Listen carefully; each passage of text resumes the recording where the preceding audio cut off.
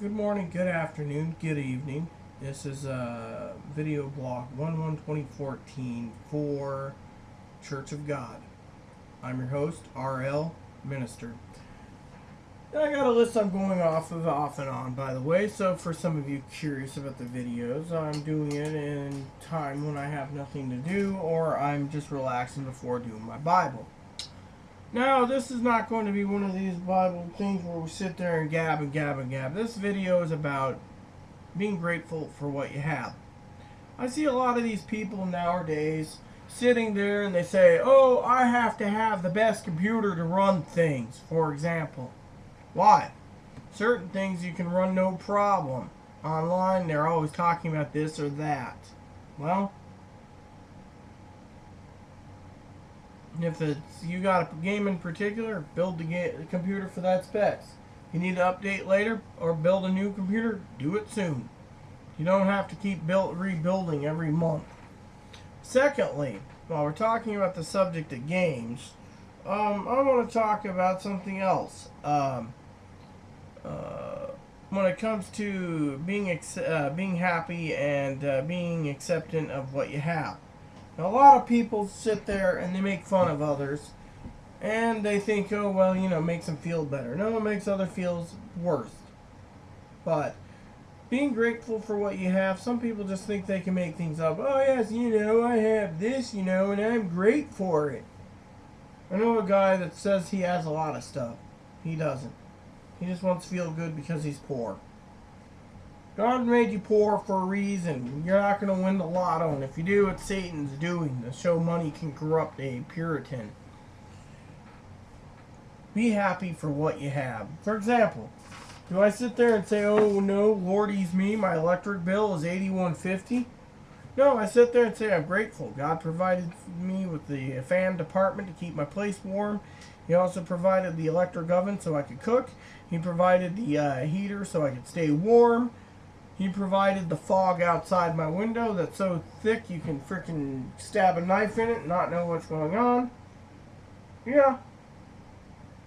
No, this isn't just about this. This is about being grateful for what you have. Some people say, oh, well, I need the newest and greatest, latest, or I need to find a Windows 7 machine. Well, if you can't find one, find a Windows 8. Oh, well, I need the latest phone.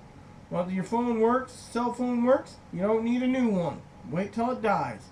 For example, the other day I was browsing the net for TV. I'm stupid, yes. Anyways, I just got a new TV for Christmas. It's a 55-inch Vizio. I've been loving my Vizio a lot. People say, oh, how is it? Well, it's got internet capabilities. I can watch YouTube on it, no problem. Amen to that. Well, talking to someone about it, I was looking at getting a 60-inch, $200 more. Should I be happy? I'm not paying $200 more for 5 inches more. Well, I said, let's see what goes up 65. $700 is what it said. It's something like that. $1,200, $1,300, something like that. Yeah.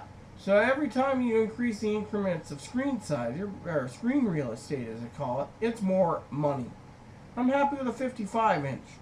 And people say, oh, you're not, I mean, I've talked to people, being a person that reads magazines, and I hear the gossip and the chatter. People talk about paying $3,000, $6,000, $9,000 for a handgun. You can go down to the store and buy one for $300 to $500, depending on what it is. Well, I don't want a Chinese made. Well, I don't want a Filipino made. Well, I don't want a Korean made.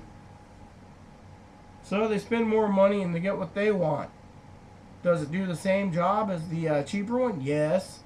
Then there's these idiots. They sit there and they say, yes, I need a better fishing pole. So they go and spend $200-300 for a spin casting one.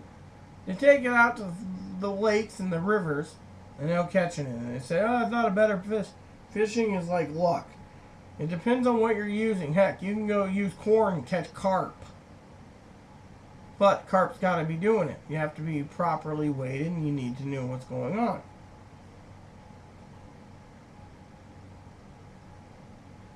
Then you got to be studying. I have people that tell me, oh, well, you know, you need this and you need that, blah, blah, blah. You don't need that. You can get away with the minimal. But some people stock up on stuff, like extra fish hooks, etc. Then you hear these people that say the real challenge is fly fishing. You need a $900 fly fishing rod. And then the guy says, no, you need a $3,000 bamboo fishing rod. Yeah. Bamboo versus graphite. Still works. It's still a rod. You just sit there and... But instead, you got to deal with these idiotic honkos to tell you that you don't know what's going on in the world. Right.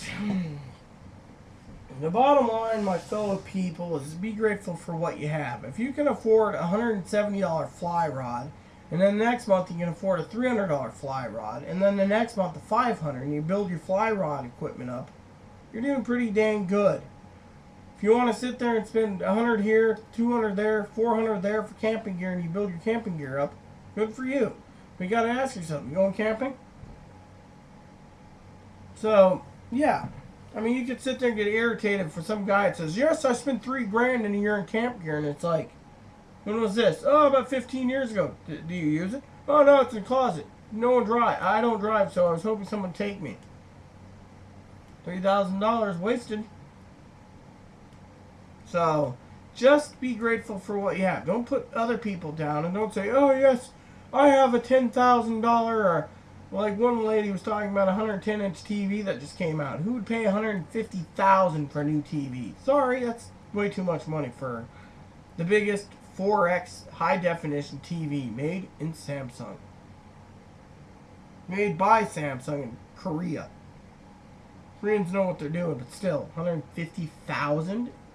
Can't utilize it. And then there's me.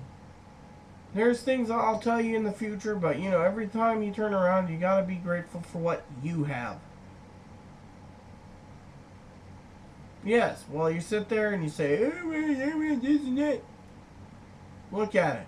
If you want something, you better use it. If you don't want it, if you want it, but you're not going to use it, what's the point? I used to think that about certain things. God knows because God sits there and provides. If you sit there and say, oh, I want this and I want that, but you're not going to use it, God's not going to sit there and say, go buy it, because frankly, you have no use for it. And you won't be grateful.